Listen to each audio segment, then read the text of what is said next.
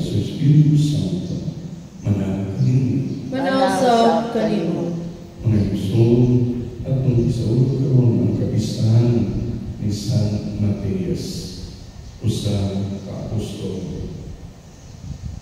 Inapunta nga akong sunod ang maayong ehemplo ni San Mateas sa iyang pagkamakalain sa Ginoo o sa atong Ginoong Jesucristo. Aramahan kita sa pagsaulog ni Santos ng Misa, magpaubos kita o magkinusod sa atong mga sala.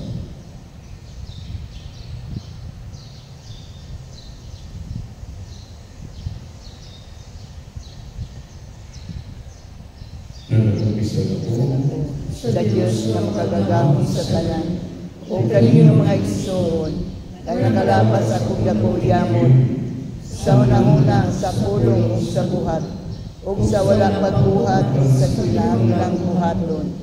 Kaya akong dakong sala. Busa na ngamuyo ako kang Santa Maria nga kanunay mulay, o sa tanang mga anghel o mga santos, o kaninyo mga igsoon, aron ninyo akong iampo sa Ginoo nga atong Diyos. Kaluhin ka sa Diyos na magpapanaw sa tanan o pasayong sa pangasalan. Dahil nakikita niya nganto sa kinabuhing dayon. Amen.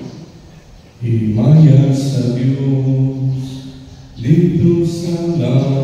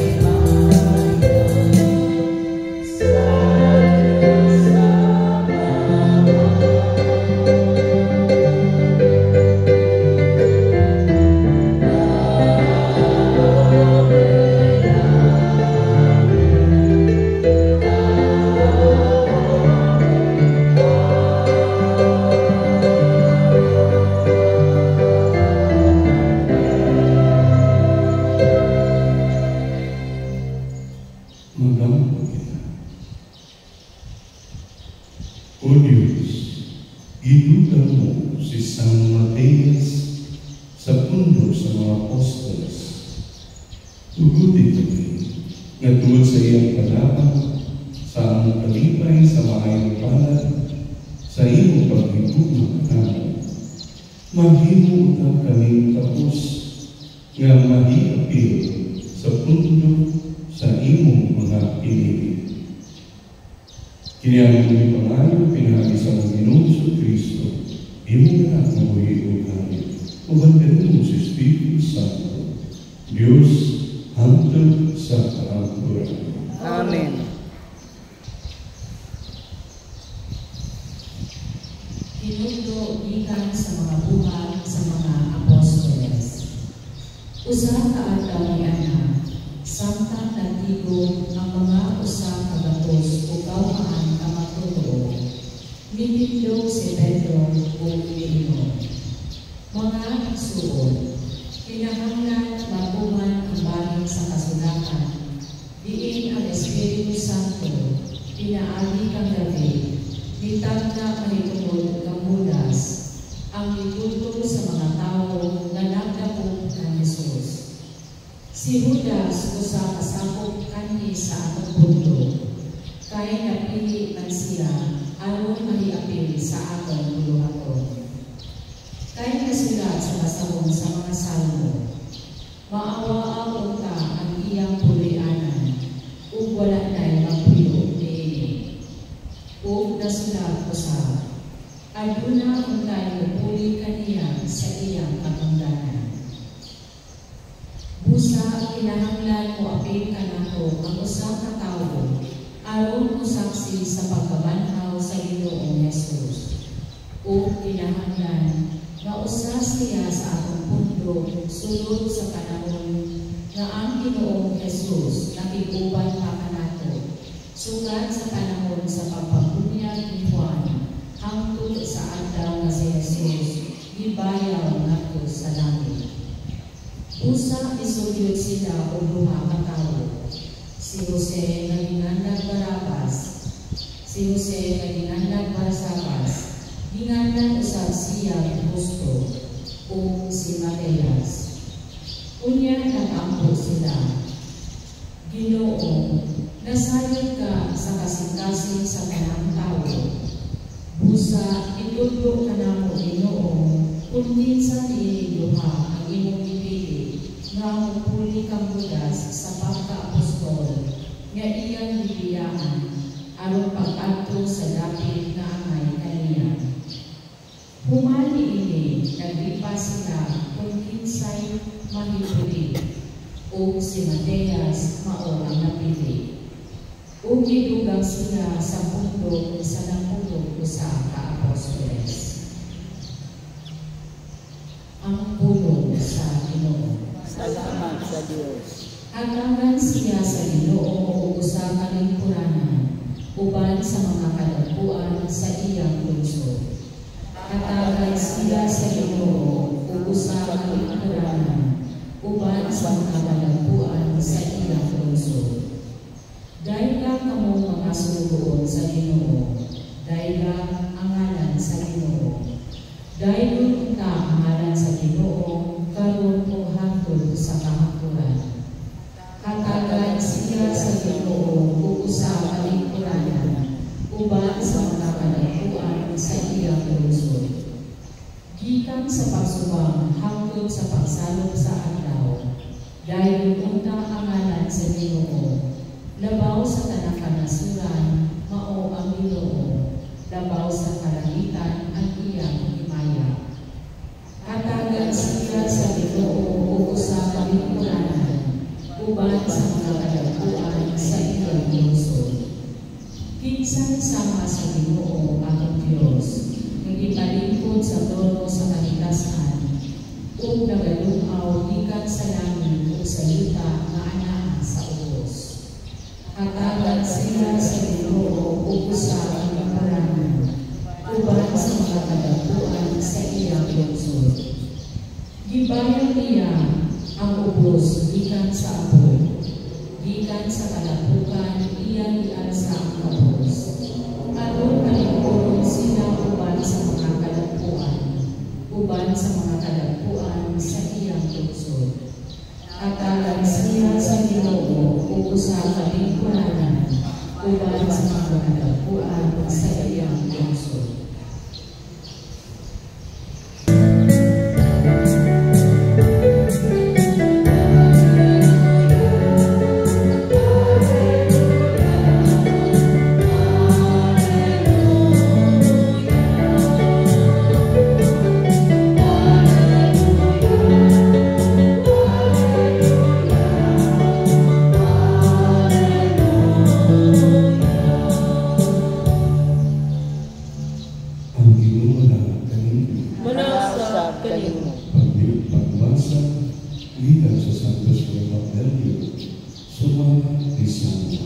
Himayawan ikaw, O Ginoo.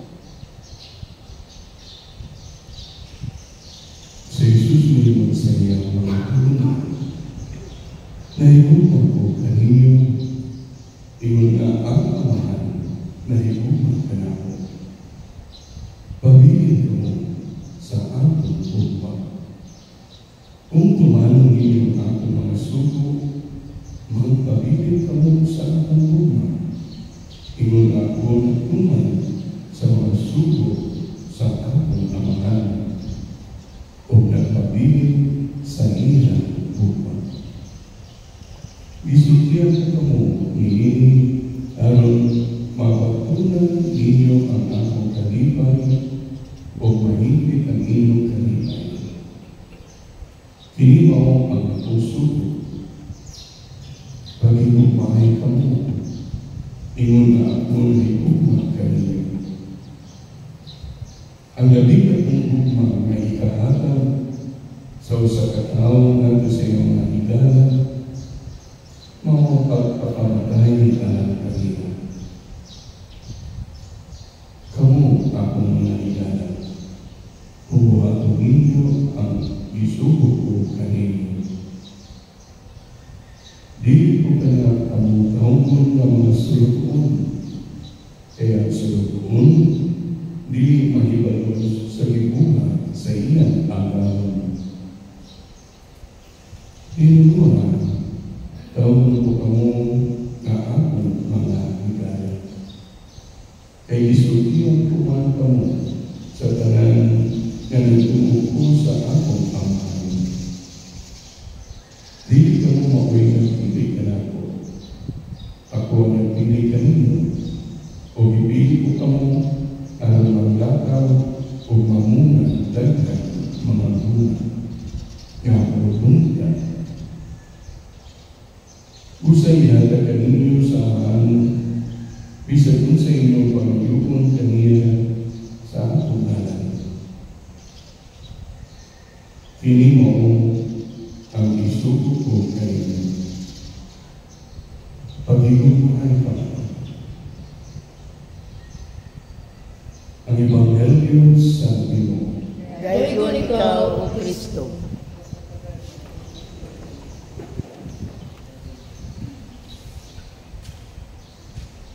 I remember what Mother Teresa of Calcutta once said. As Christians, we are not called to become successful.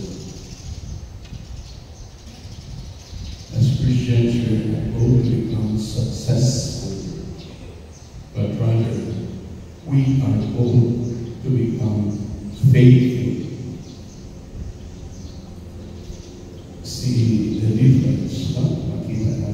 We are not called to become successful, but rather we are called to become faithful. Kung ato pinay pamanungan, makaingat ka, sa iyo man, successful kayo ka sa pinabuhi. Kung maong ngayon na atong pagsulti sa atong mga bata, sa atong mga estudyante, kapag study mo, sa study mo, para maging successful mo. Successful na engineer, successful na lawyer, successful na teacher, architect, seaman, kung sa kaya, kasi successful. Pero mga ginagabi, tulog, pero kanina, sa iyo po Kristo. Sabi na diri sa San Pedro, ako ginaibutan sa ilang ulo. No? Huwag kang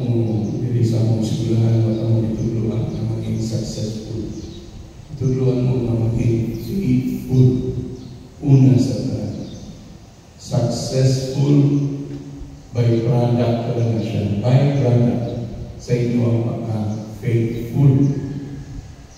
Ako i-explain sa mga bata. Umisa sa akong mga estudyante. Ano yung mga siya? Estudyante. Kung faithful mo sa schedule, sa eskwelahan, di mo mali, no? Di mo mag-absent, di, maging successful mo later on. Lalo naman, faithful mo sa pang-quality. Diba? Ay mong kalay, absenteeism, ay mong siging absent. Faithful mo sa inyong assignment, homework, kung sa mga katunggalan na inyong sa inyong mga clubs, sa inyong mga officers, faithful.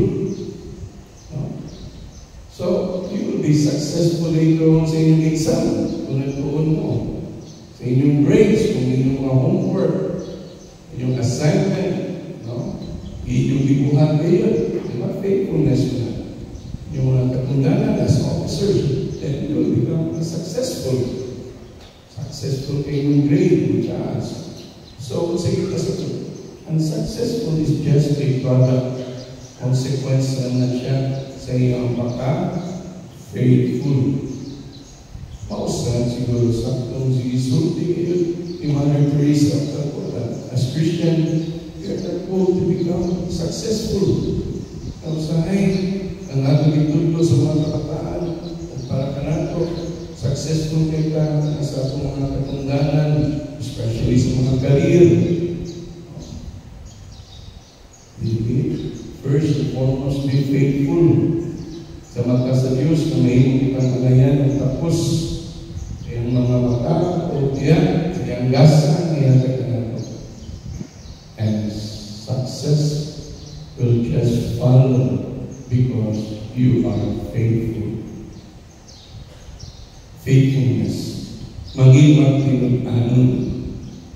Maugaroon ang tawag sa pag-ibanghelyo. Pabilin ka mo kanako. Pabilin ka mo sa akong gugma. Pabilin. Maunang ipasabot sa pagmangin, magtinag-anon. Remain with me. Be faithful with me. Pabilin ka mo sa akong gugma. Nga ako nagpabilin sa gugma sa akong namahan. Magpatinod-anon kita. Be faithful. Kung kini tungod ka naging patinod-anon kita. Mutuman kayo kamo sa akong isugo kanino. Mag-igugmaan ka. Pag-igugmaan ay mau kayong isugo. Be faithful with that command.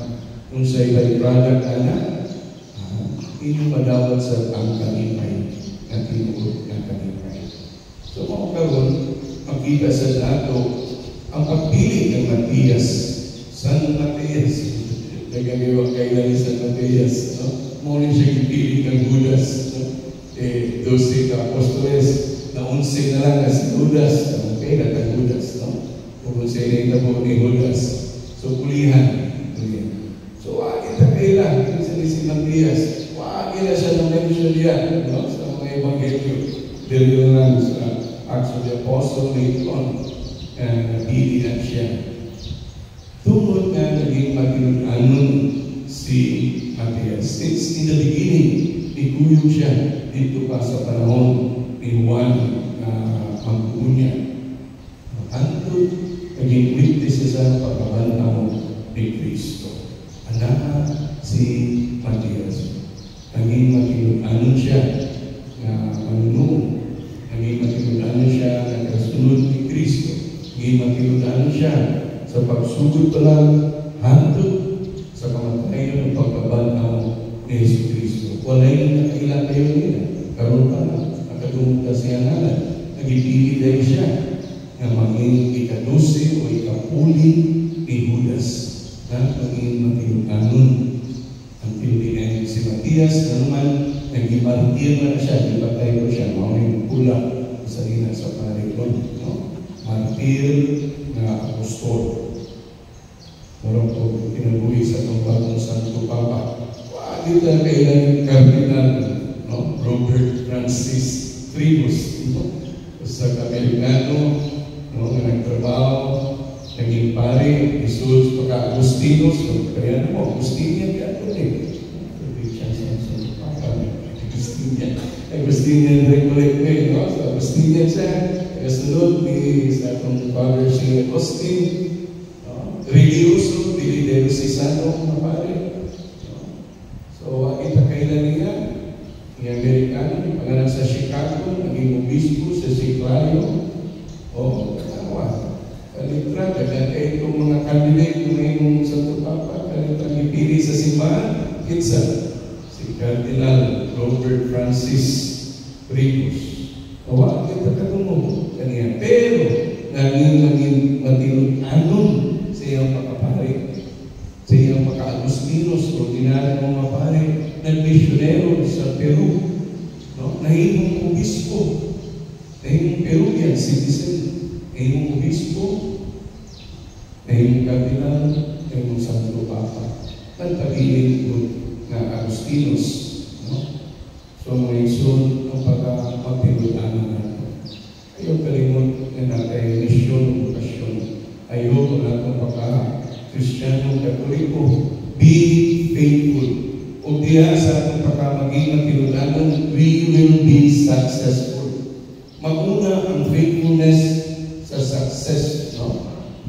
Faithful leads to successful.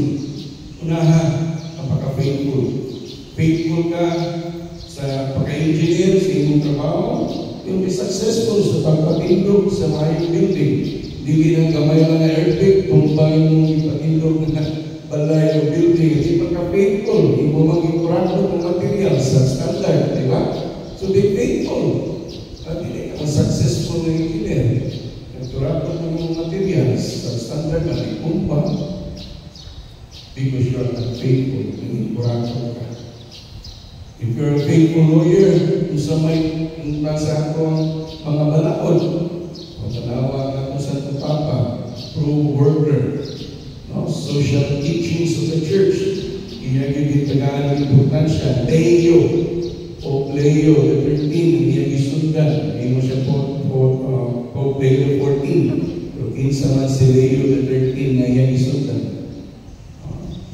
Maging matigulan ng simbahan sa pagtabang sa mga workers, mga obreros, no? Hindi sila gustuhan sa mga kanila. So inawag faithfulness sa atong mga lawyers, faithfulness sa kanan, sa atong mga maestra, sa atong mga leader of mga politician, civil leaders, faithfulness, no? Kanamo mga pare, obispo, nga maging matinudanon din sa awan sa okasyon, misyon. No? Nga among iyan 24 oras ang pag-alagad sa kakauhan sa simbahan. So, faithfulness, maging matinudanon. Ang atong pagka-faithful will lead us to be successful sa mata sa Diyos. Usay kung pagka-faithful, we will be successful sa mata sa mga tao. So, kung may tumahan na nagila po oportunidad siya na tumahan, kami na kayo itong mga kayo, at bakit niya idawag. So, sa mata sa Diyos, kita na maging faithful. And ending na, we will be successful sa mata po sa Diyos. Pabilin ka mo, pabilin ka mo sa tugma. Maukin ang suko ka ninyo magigugmay. Kamu, kung tumag-ini, naging matinudanon mo sa pagigugmaanay, inyo sa kadawat ang kalipay na tunay. Ay kalimot, itawag kita ni Kristo na magpabilin kanina labi-labi sa iya gugma. Pagigugmay, di kami.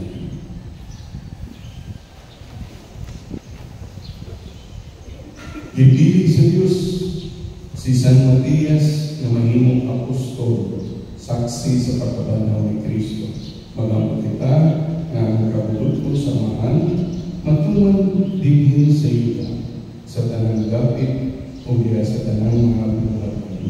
Muhimong kita, Ginoo, kaluyi kami. Ginoo, kaluyi kami. Na ang Espiritu sa inaangan umiyak sa Santo Papa.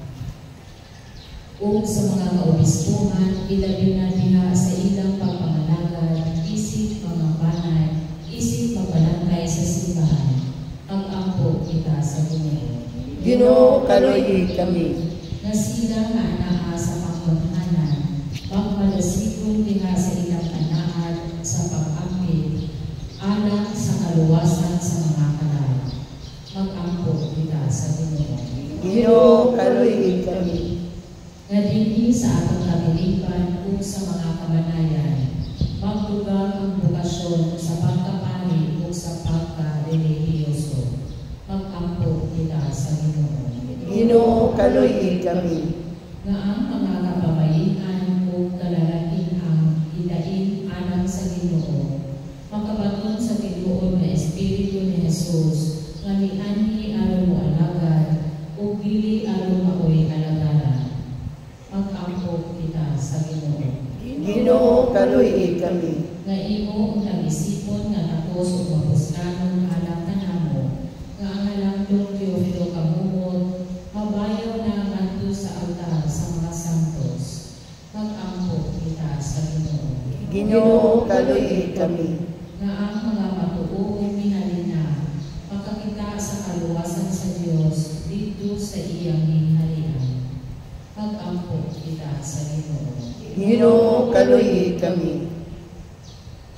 Makalagaw na Diyos, ang iyong anak, ibili ka namo aron sa among pagkinabuhi, magmagmumamon kami. Ilugod kini mga pag-ampo, nagihimo naman, pinagi sa pagpangama ni San Mateas, pinagi ni Kristo ang Ginoo. Amen.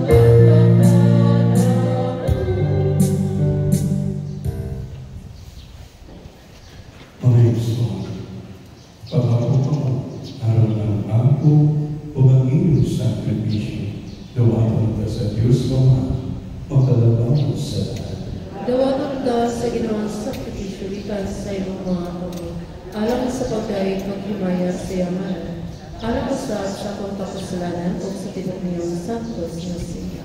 Dawaton o Ginoo ang mga alam sa imong simbahan na sa dakong pagkahon, ipahitungkol sa pamilya ni San Mateas. Pinamagin ni ligunan kami tungkol sa kahong sa imong grasya. Pinamagin pangayo, pinamagin ni Kristo ang Ginoo. Amen. Ang Ginoo na kanina, Manausap kanimo. ibayaw ang inyong mga kasing-kasing. Amo nang gibayaw ngadto sa Ginoo. Mapagpagpagin kita sa Ginoong ang Diyos. Amay magmatar. Santo sa mga Diyos na tunay o pagkadamaw sa kanan. Ang ngayon katanong dayon na magpasalamaton kami kanino kanunay o sa tanang gabi.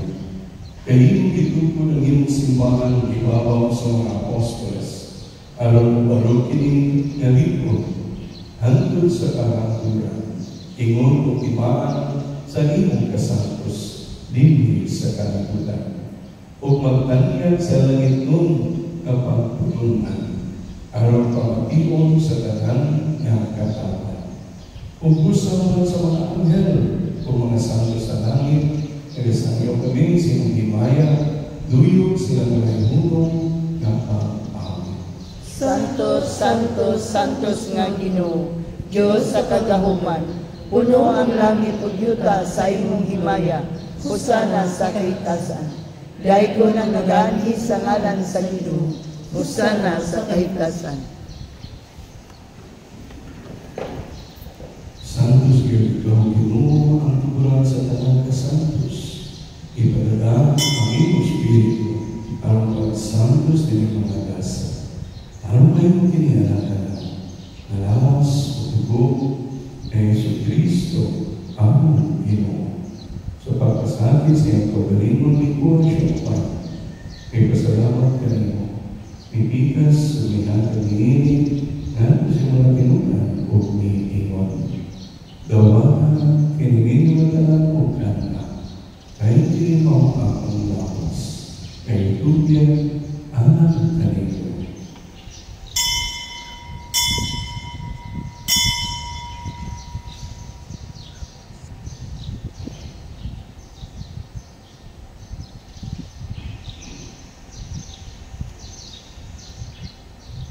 Sa samang pahangin ng isang kahihapon, higuan siya sa tanis. Ipasalamat na iyong pag-usap. May hanggang iniling natin sa mga pinunta. O ingon, dawahan kini. O pag-itong kamunaganan, gikan iini. Kaya kini mo kami sa dugo, sa pagtunay na kasabutan, ang dugo ay lulang alam kanino, o alam sa tanang mga tao, alam mga salat, mga pasayo. Wala kini ang paghandlong kanako.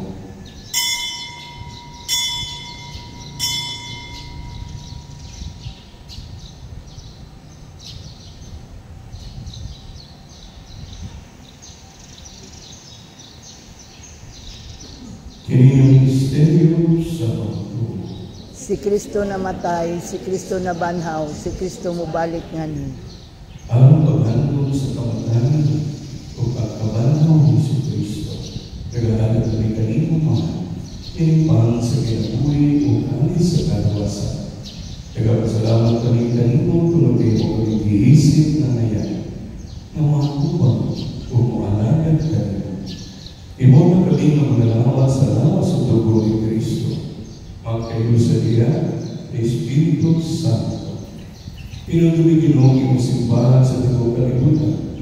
Imo ang mahigpit kami niya sa tugma, uban ni Dayo ang Papa, ni Rodrigo ang Obispo o sa kanang mga payo. Pinutubig sa ang among may suko na namatay. Malaumon na mabanaw sila o katala na namatay din sa mong kaluwi. Dahil sila kanan sa pagsukong sa kaayag sa mong kamon. Tuloy kami kanan. Imo kami kamayan na makaambit sa kinabuhing tunay. Uban ni Maria, ang inahan na kulay sa Diyos. Uban ni San Jose, iyang bana. Uban sa mga apostoles ni San Mateas o sa tanang mga santos nga nagatuman sa imong kaututon lata sa Katrina. Uban kanila may kamadahin ko o kami kamay mayaan. Pinahangin ni Jesucristo, iyong anak. Pinahangin kaniya, uban kaniya, o ilang kaniya. Ilang na kanino makagagawa.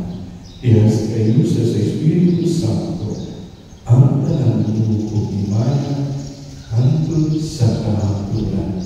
Amen.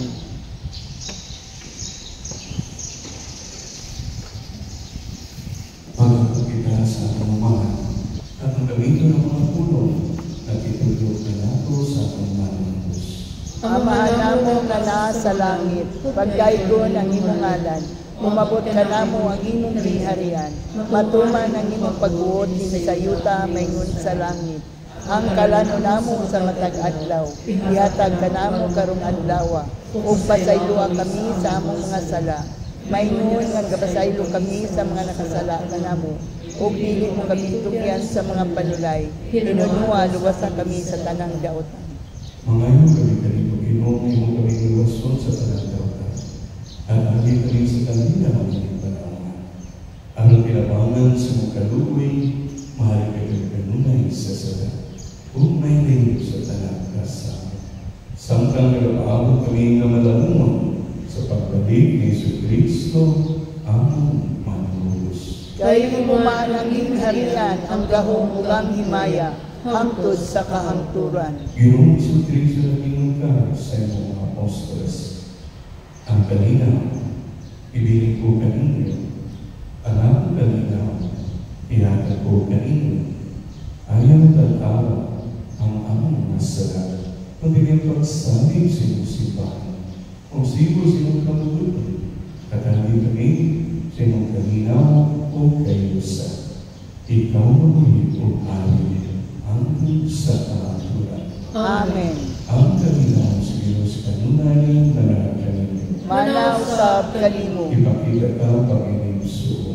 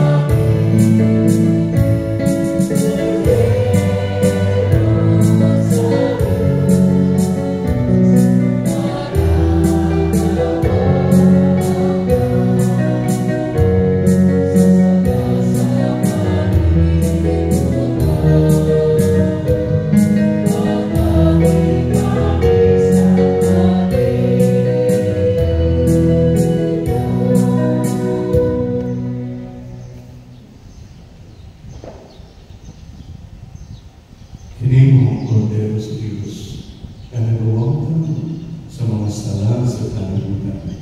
Tulaan ng ilapit, anam sa kalihapon sa Ginoo. Ginoo, dili ako angay nga mukalawat kanimo apan ipamulong lamang ug mamayo ako.